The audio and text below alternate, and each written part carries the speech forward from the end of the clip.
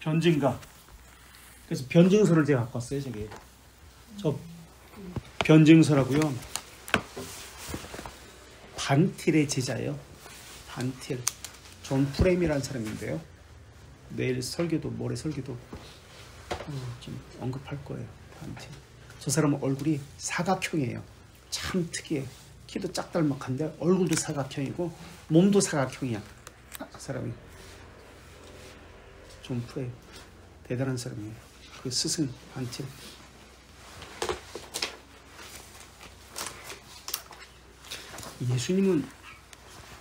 예수님은 150쪽입니다.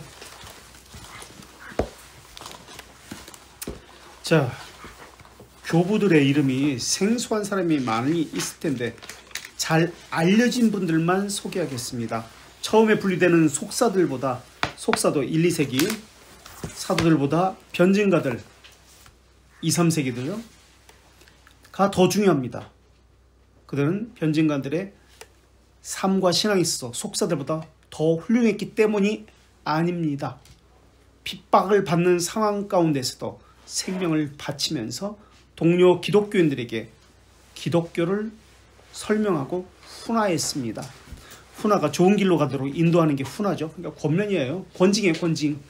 권징하는 말 자체가 좀 우리가 나쁜 이미지 또는 안 좋은 이미지, 상처받는 이미지 이런 개념으로 지금 생각하고 있는데 훈화라고 해도 좋습니다. 훈화.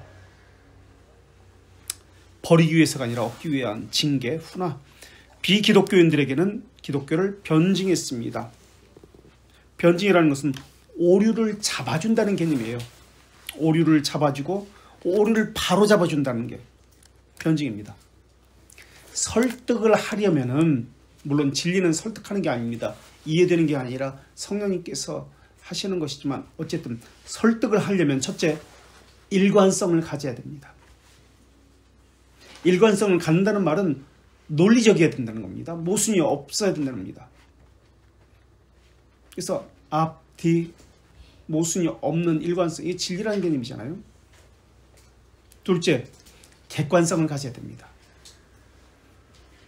설득을 하려면 첫째, 일관성을, 논리성을 가져야 되고 둘째, 객관성을 가져야 됩니다.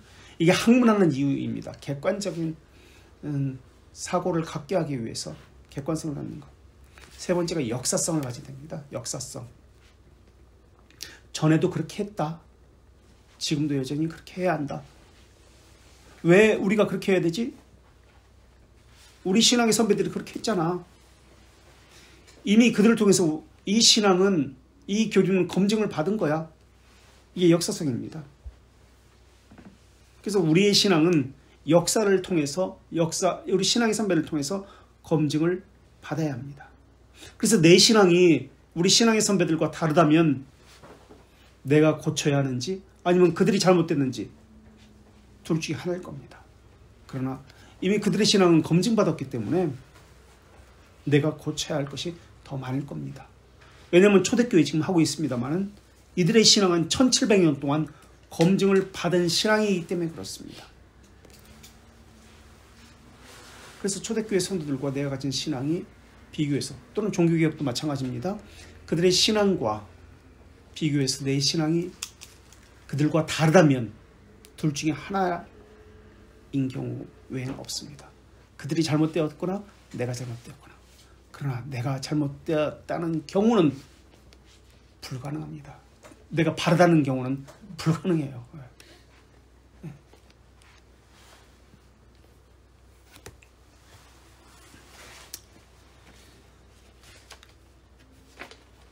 예수님은 제자들을 양육할 때 생각을 많이 하도록 훈련을 시키면서 양육을 했습니다. 그 증거가 뭐냐면, 사도들도 마찬가지예요. 그 증거가 뭐냐면 예수님은 비유를 많이 사용해서 설명을 했습니다. 예수님도 그렇고 사도들도 그렇고 예수님 자체를 추앙하는 것, 사도들을 추앙하고 사도들 자체를 따라다니는 사람도 물론 있었습니다.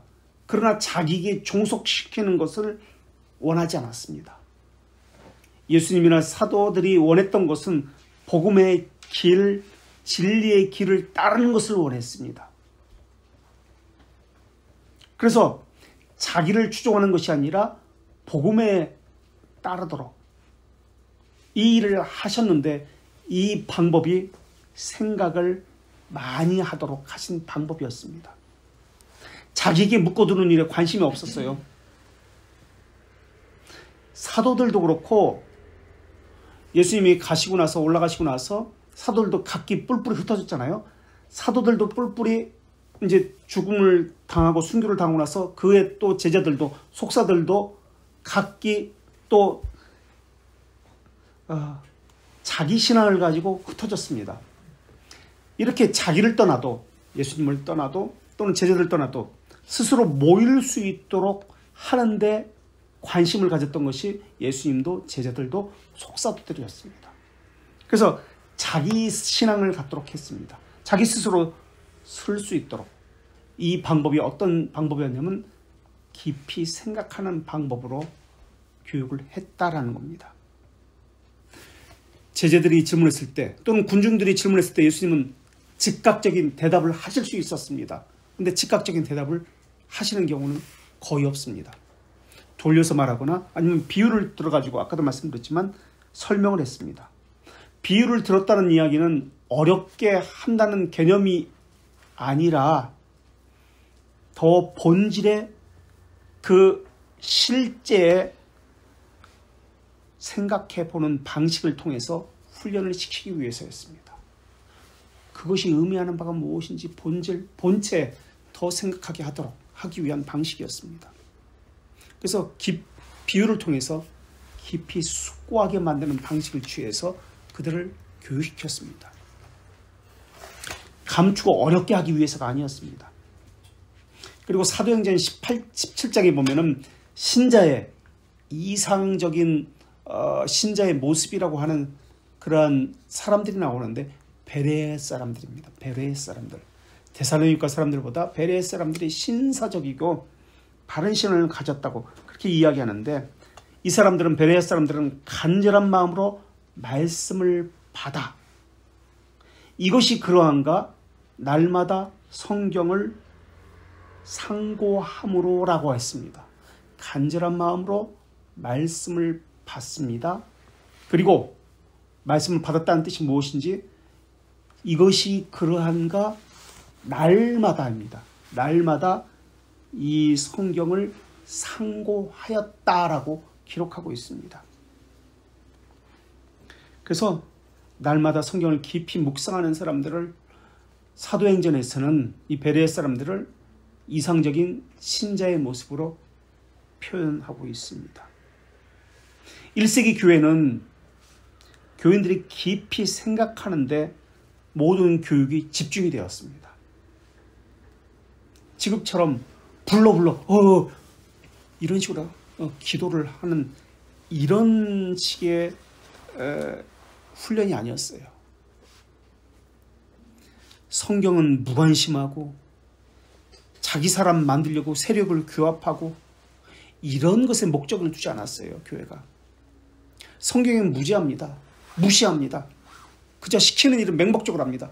그저 불받아가지고 어떻게든 해보려고 합니다. 한국 교회는 무지가 팽배합니다. 전혀 배우지 않습니다.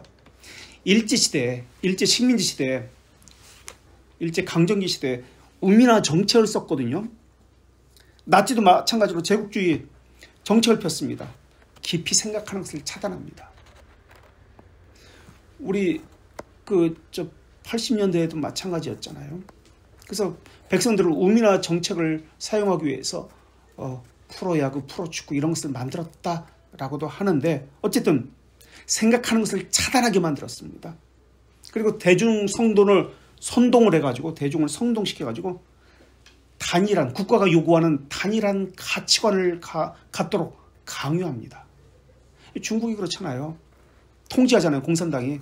다른 의견을 제시하지 못하도록 다 통제해버립니다. 그래서 국가에서 이야기하는 이게 의견만 갖도록 다 억압하고 무조건 언론을 다 감시하잖아요.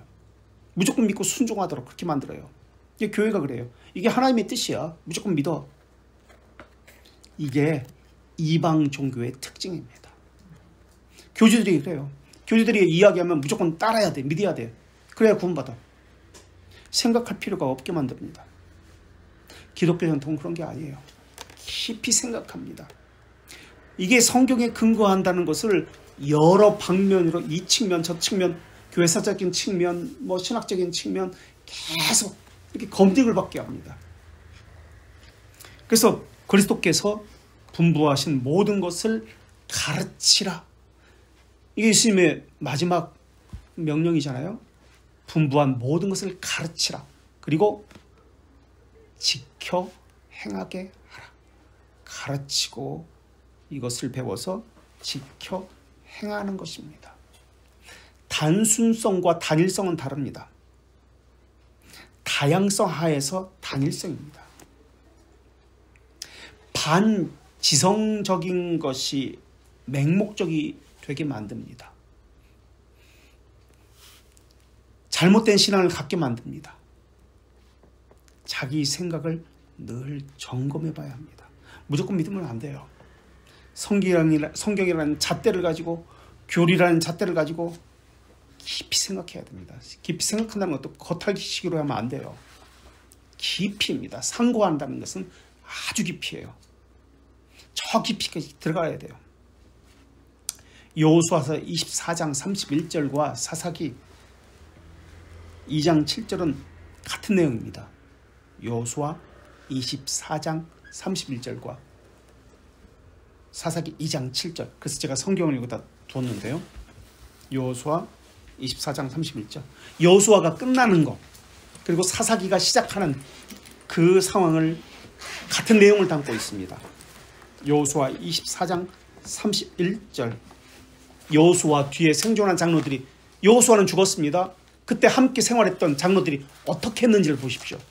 그리고 이 장로들이 죽었을 때 사사기에서 어떤 일이 일어났는지를 보라는 겁니다. 한번 좀 읽어주세요. 여호수아 24장 31절.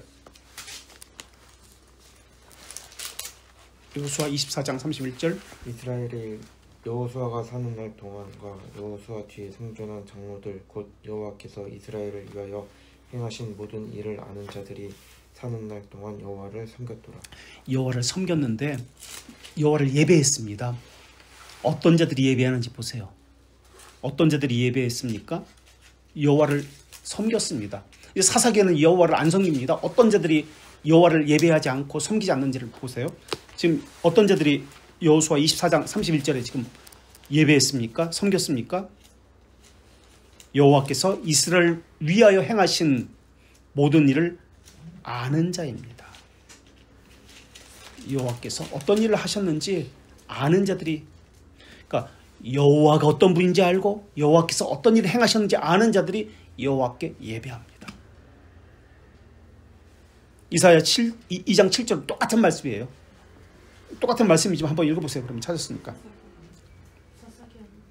사사야 2장 7절. 백성이 여호수아가 사는 날 동안과 여호수아 뒤에 생존한 장로들 곧 여호와께서 이스라엘을 위하여 행하신 모든 큰 일을 본 자들이 사는 날 동안에 여호와를 섬겼다. 예, 사는 날 동안 여호와를 섬겼습니다. 그것을 아는 자들이 하나님이 어떤 분인지 알고 하나님이 행하신 것이 어떤 분인지, 구원 사역에 대해서, 구원 은혜에 대해서 아는 자들이 여호와께 예배합니다. 그런데 그 바로 밑에 2장 10절 보세요. 사사기.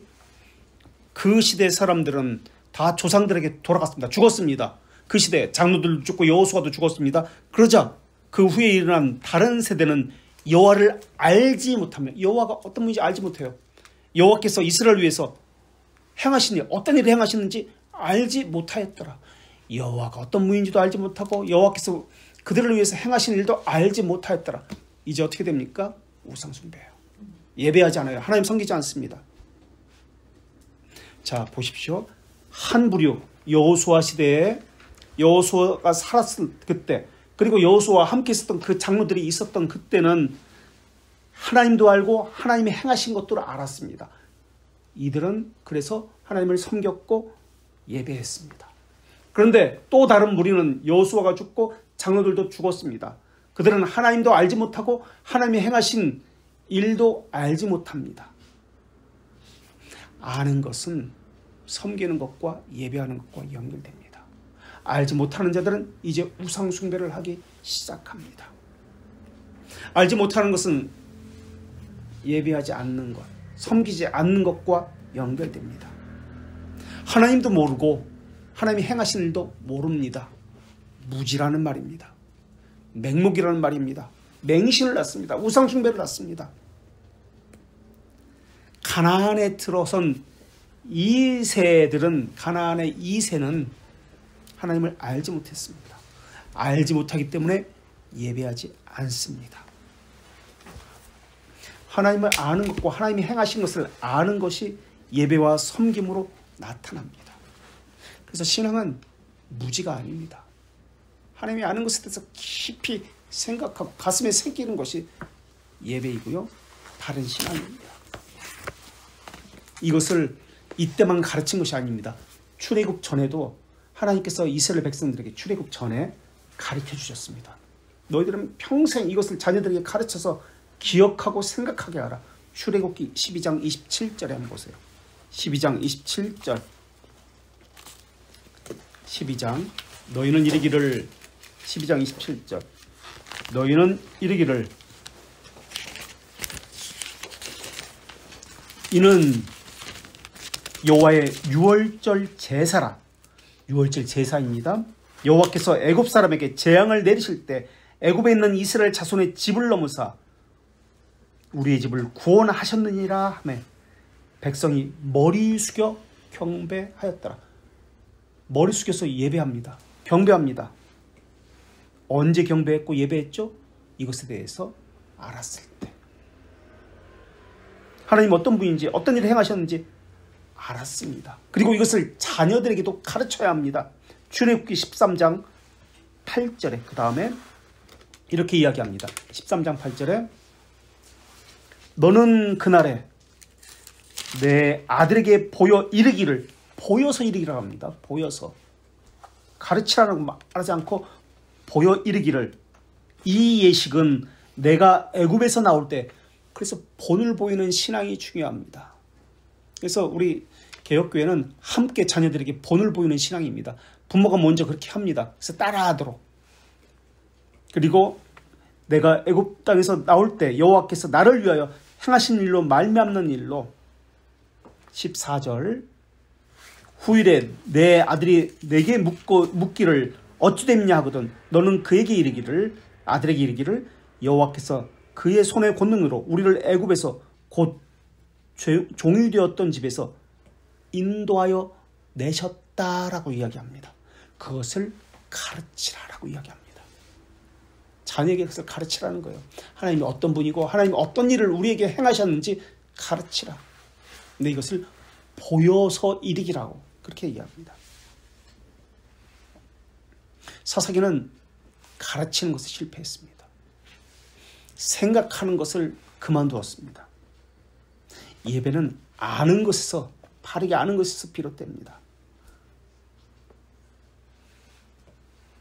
하나님을 알지 못하기 때문에 우상 숭배하고 물질을 숭배하고 있습니다. 그래서 예배는 무지와 함께하는 것이 아닙니다. 우상 숭배의 원인이, 그렇다면 이 출애굽 시대에 그 사람들이 우상을 이제 여호수아가 죽고 우상 숭배를 하게 되는데 언약의 가르침을 가르치지 않았기 때문에 우상을 숭배합니다. 이게 사사기입니다. 언약에 대해서 가르치지 않아요.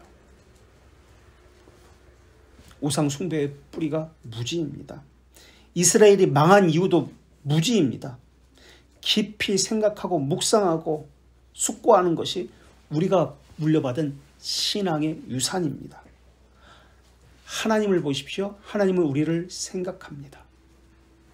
성경에 보면 하나님이 우리를 생각하신다는 단어가 너무나 많이 나옵니다. 하나님은 아브라함을 생각하시고 라헬을 생각하시고 요셉을 생각하시고 이스라엘을 생각하시고 여호와는 그를 생각하신지라 라는 표현이 얼마나 많이 나오는지 모릅니다. 하나님께서는 하나님이 생각하는 것처럼 우리에게도 하나님을 생각하도록 요구하고 있습니다. 사무엘상 12장 24절. 사무엘상 12장 24절. 출애굽시에만 나온 것이 아니에요. 생각하라. 너희들은 생각하라는, 기억하라. 이 말씀은 계속 나옵니다. 12장 24절. 사무엘상 12장 24절. 너희는 여호와께서 너희를 위하여 행하신 그 큰일을 생각하며, 그 큰일을 생각하라고 합니다. 생각할 때 오직 그를 경외하며 너희 마음을 다하여 진실이 섬겨라. 이렇게 나옵니다. 생각함으로 섬깁니다. 시편 50편 22절. 이번엔 반대의 말씀이 나옵니다. 하나님을 잊어버린 너희여. 50편 22절에 하나님을 잊어버렸대요. 생각하지 않는데요. 잊어버린 너희여, 이제 이를 생각하라. 그렇지 않으면 내가 너희를 찢으리니 건질 자가 없으리라. 찢겠다는 겁니다. 건질 자가 없다는 거예요. 잊어버렸다는 거예요. 생각하지 않는다는 거예요. 하나님을. 시편 50편 22절에서. 왜 하나님을 잊어버렸습니까? 왜 하나님을 생각하지 않습니까? 하나님은 그런 자를 찢어버리신다고 했습니다. 안식일은 어떻게 지키라고 했나요? 생각하라고 했어요. 기억하여 지키라라고 합니다. 생각하는 거예요. 마음에 늘 염두에 두고 이것을 위해서 살아야 되는 거예요. 이것을 잊어버리고 방종하면서 아닙니다. 안식은 거룩히 지키는 것이 아니에요. 그것은 참석하는 거 아니에요. 생각하며 마음에 두고. 기독교는 깊이 생각하게 만드는 종교입니다. 깊이 생각하게 하는 훈련을 하는 곳이 교회입니다.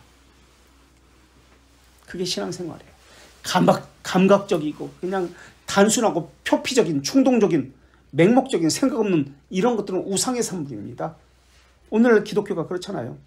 불러 감각적인, 이 초대교회는 이런 것이 없었어요. 불러 지성적으로 생각했습니다.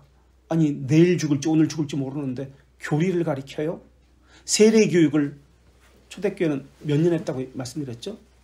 세례 교육을 등록교인이 되기 위해서 몇 년을 했다고? 몇 년 했다고 그랬죠? 몇 년? 3년 했어요. 3년. 2년은 교육을 하고요. 세례 교육을, 교리 공부하고 2년. 1년은 그 사람의 삶을 지켜봤어요.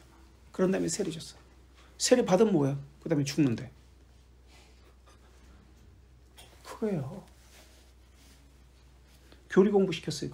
내일 죽을지 오늘 죽을지 모르는데. 근데 요즘 날 사람들은 그런 거 없어도 신앙생활 잘하고 잘 먹고 잘 살았어. 그렇게 이야기해요. 뭐 이 나이에 배워? 이 감각적이고 충동적이고 표피적인 것은 신앙이 아니에요. 우상 숭배지. 지성적으로 생각하는 훈련을 하는 것이 교회입니다. 하나님께서는 지식을 보존하시는 분입니다. 하나님은 하나님의 지식을 보존하십니다. 그게 지식입니다. 하나님은 자기 지식을 잃어버리지 않습니다. 잊어버리질 않아요. 하나님의 자녀를 잊어버리지 않습니다. 하나님은 내가 나의 자녀를 어찌 잊어버리겠냐고 말씀합니다. 부모는 그 자녀를 잊어버려도, 기억하지 않아도 하나님은 그 자녀를 잊어버리지 아니하신다고 했습니다. 하나님의 자녀는 확신이 있습니까? 그렇다면 하나님께서 나를 잊어버리지 아니하고 기억하고 생각하신다는 확신도 있어야 합니다.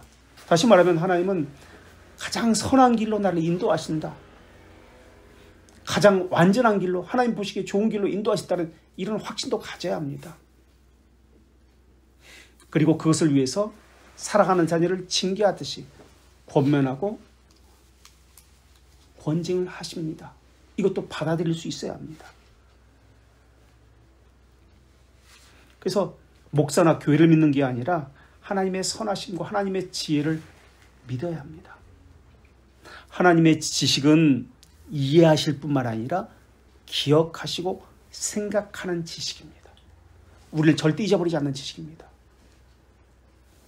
시편 94편 9절에 94편 9절에 아까 제가 기도한 것이 여기 나오는데요.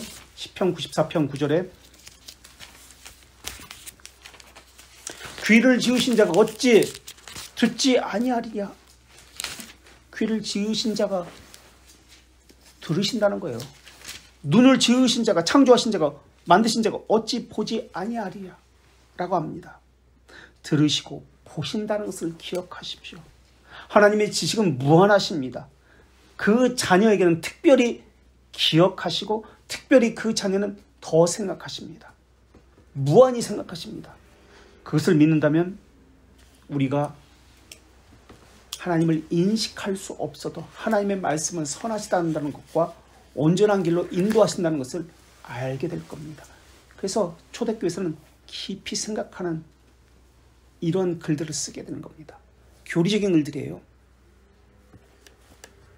계속해서 보겠습니다.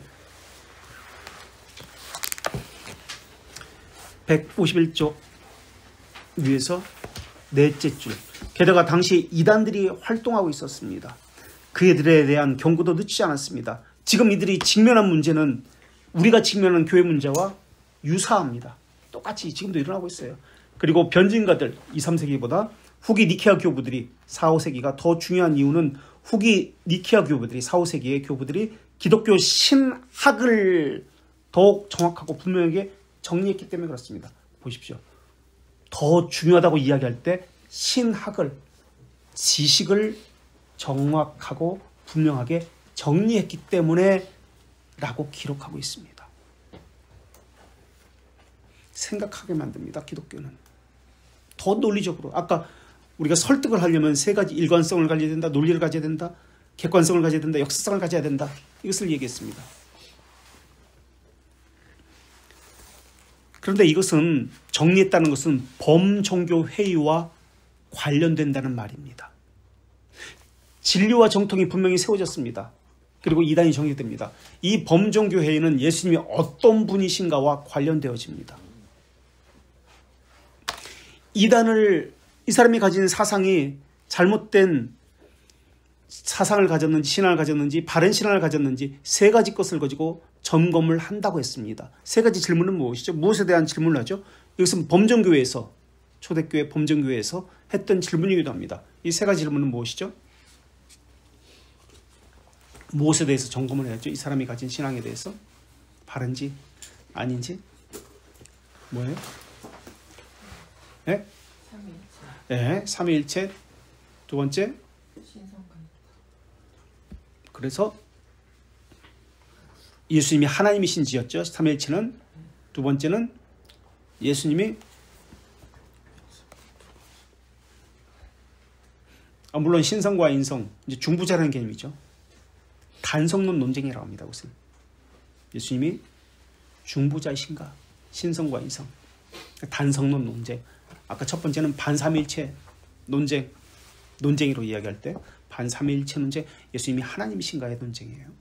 두 번째는 첫 번째 삼위일체는 325년 니케아 회의와 381년 콘스탄티노플 범정교회에서 이야기가 된 겁니다. 논쟁이 된 겁니다. 반삼위일체. 이때 정통신앙을 가진 사람과 이단자가 있습니다. 누구죠? 아타나시우스와 아리오스. 네.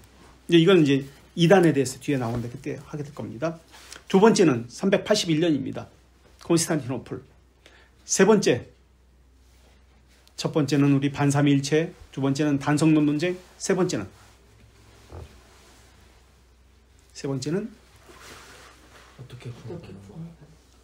어떻게 구원받는가? 그건 뭐죠? 누구와 누구와 싸움이죠? 431년 에베소 회의에서 이 사람은 이단으로 정직됩니다. 이 사람은 정통신앙을 가진 사람은 누구고 이단 사상을 가진 사람은 누구죠? 어떻게 구원받습니까? 예수 그리스도 오직 은혜로 구원받습니다. 그래서 은혜론이라는 책을 썼습니다. 이 사람은 어거스틴. 이쪽 사람은 펠라기우스. 그리고 4차, 3차가 431년이고 에베소 회의고 4차가 451년 칼케돈 회의입니다. 이때는 예수님의 두 본성에 대해서 논쟁을 합니다. 그래서 구원 어떻게 받는가? 우리는 펠라기우스는 우리는 무슨 주의라고 하죠? 이 구원에 대해서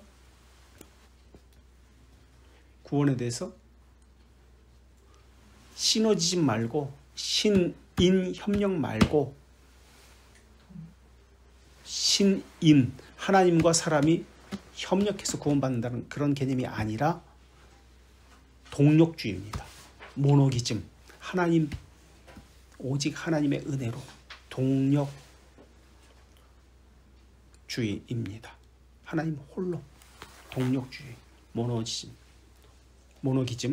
그러나 이거 시너지 효과 할 때 신인 협력론이라고 합니다. 하나님과 사람이 협력해서 구원받는다. 이게 아르미스주의고요. 로마 가톨릭의 사상입니다. 또 이단 사상의 이 근본적으로 이곳에 성경부터 성경에 나오는 요한서신이라든지 골로새서 같은 이런 서신에 보면은 어떤 이단적 사상이 나옵니다. 그래서 모든 이단적인 사상에는 이것이 깃들어 있습니다. 이 사상이 무엇일까요? 영지주의. 영지주의는 세 가지 특성을 가지고 있습니다. 어떤 특성을 가지고 있죠? 그래서 이것을 대입해 보면 이 영지주의 사상이 초대기부터 지금까지 흘러오고 있다라는 것을 알 수 있습니다. 영주의는 세 가지 특성을 가지고 있습니다. 무슨 특성이죠? 예, 우월주의, 카리스마입니다. 카리스마. 첫째 카리스마, 우월주의입니다. 계급주의예요. 그래서 평신도라고는 말은 로마 가톨릭 용어입니다. 우리가 써서는 안 돼요. 계급주의입니다. 그것은 사제주의, 계급주의입니다. 직분을 나눕니다. 나눌 때 이것은 계급으로 나눕니다. 우리는 직분을 이것을 직물은 서로가 함께 한다는 개념으로서 동역자라는 개념으로서 우리는 집사다 목사다 이렇게 있지 이것이 더 우위에 있다는 개념이 아닙니다. 그래서 우리는 돌트레이트 교회 질서에서 교회 위에 교회 없고 직분 위에 직분 없다라고 했습니다. 또 계급주의 또는 카리스마, 우월주의, 사제주의, 금욕주의. 두 번째 금욕주의.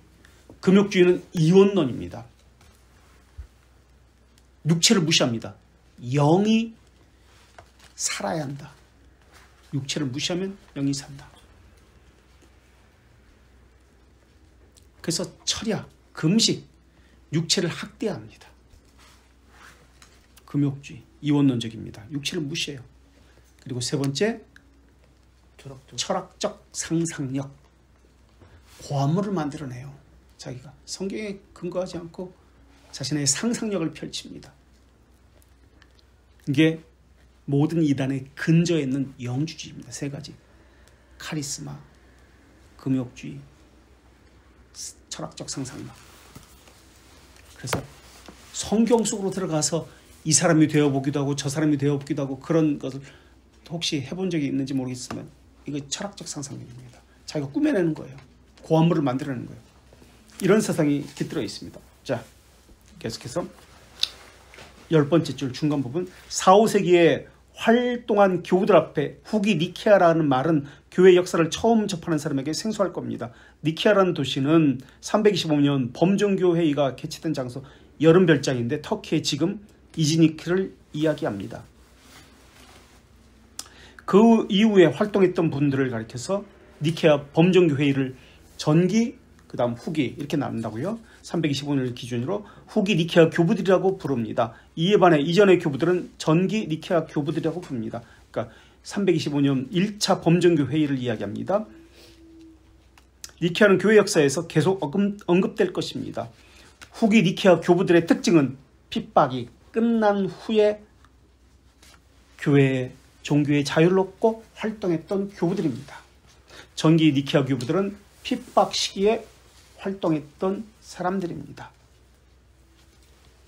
어떤 분들은 사도행전 15장에 나오는 예루살렘 공의회를 범종교 회의로 봐야 한다고 주장합니다. 설득력 있는 주장이지만 교회 역사에서는 신약성경 이후의 사건을 다루기 때문에 당시 전 교회가 한자리에 모인 최고 규모의 니케아 종교회의를 1차 범종교 회의라고 부릅니다.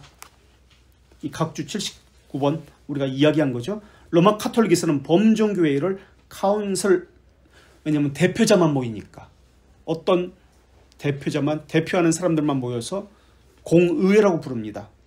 그러나 우리는 이것을 구별하기 위해서 범종교회의로 사용하겠습니다. 공의회가 아니라 범종교회의라고 프로테스탄트에는 사용합니다. 그리고 우리는 개혁교회는 장로교회는 카운슬이 아니라 어셈블리와의 차이점은 이 카운슬 공의회는 대표자가 모이지만 어셈블리는 모두가 함께라는 개념입니다. 그래서 우리가 성경을 찾아봤죠. 총회라고 할 때 어셈블리. 자, 그렇다면 개혁교회 최초의 범종교회, 개혁교회 최초의 회의는 무엇일까요? 개혁교회 최초의 회의는 무엇일까요? 개혁교회 최초의 회의는 무엇일까요? 개혁교회 최초의 회의는 어디서 있었던 것일까요? 여기서 어떤 것을 결정했을까요?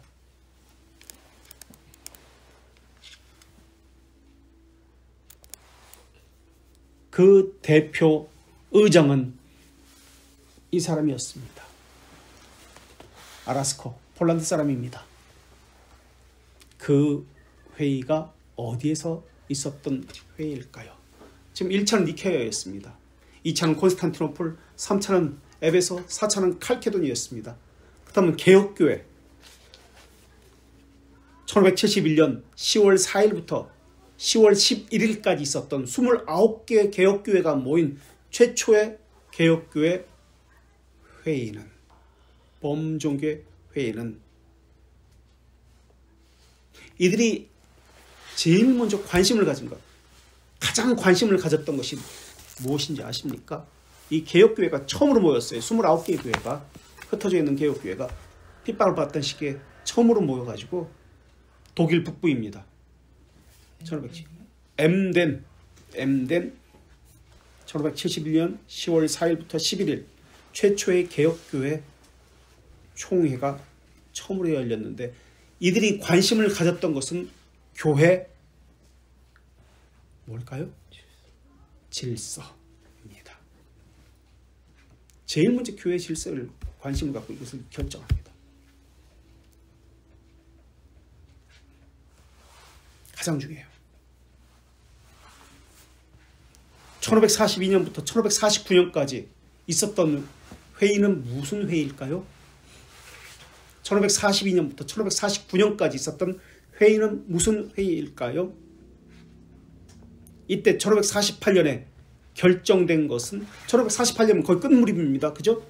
1542년부터 1549년까지 있었으니까 1548년에 결정된 것은 뭘까요? 영국에서 웨스트민스터 신앙고백서입니다. 웨스트민스터 신앙고백서, 이 총회에서 제일 관심을 가지고 첫 번째 결정했던 것은 무엇일까요? 첫 번째 관심을 가졌던 것은 결정은 되지 않았습니다. 결정은 되지 않았지만 최고로 만들었습니다. 만들 거 했어요. 그것이 무엇일까요? 교회 질서입니다. 교회 질서가 그렇게 중요해요. 가장 먼저 교회 질서를 이야기합니다. 어떻게 교회가 운영되어야지? 이게 교회 질서입니다. 어떻게 신자들이 신앙생활하지? 이게 교회 질서입니다. 그리고 두 번째, 우리가 믿는 것이 무엇이지? 교리를 결정합니다. 이게 두 번째입니다. 그래서 웨스트민스터에서는 신앙고백서와 대소교리 문답이 나왔고, 우리 개혁교회에서는 최초의 1571년 M된 종교회의에서 결정한 교리는 무엇일까요? Mden에서 결정한 것. 우리 개혁교회는 이것을 우리의 신앙 고백으로, 우리가 믿는 바로 결정했습니다. 라고 한 것이 무엇일까요? 무엇일까요? 최초의 개혁교회가 믿고 있는 바가 무엇이에요? 그래서 우리도 그것을 믿고 있습니다. 네? M된 칠이서 우리 저 책이 여기 있잖아요. 그죠? 교회 질서 여기 있어요. 칠이선 있고. 신이스 신행목서 아닙니다. 1561년도에 만든 것, 1563년도에 만든 것 힌트를 드렸습니다. 우리가 알고 있는 겁니다. 네? 1번 뭐라고 얘기했는데? 아니었어요?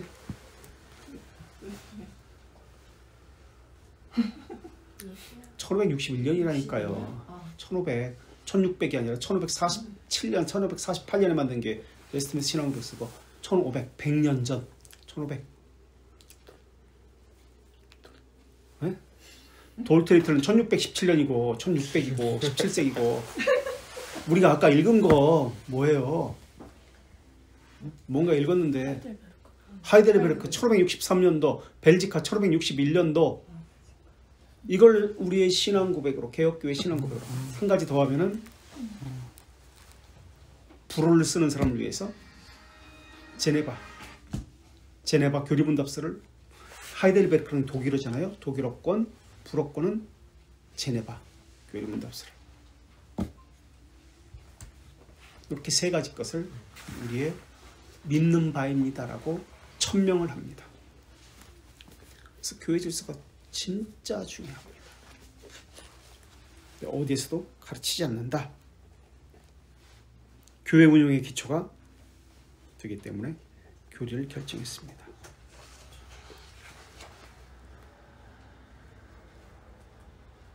그래서 왜 우리가 이곳에 모였지? 왜 우리가 교회를 지금 하고 있지? 교회의 정체성이 무엇인지를 천명한 것이 바로 이겁니다. 교회의 질서와 우리가 믿는 교회 교리에 대해서 교회의 정체성을 천명합니다. 그래서 우리는 장로교 정치를 우리 개혁교회는 하겠습니다.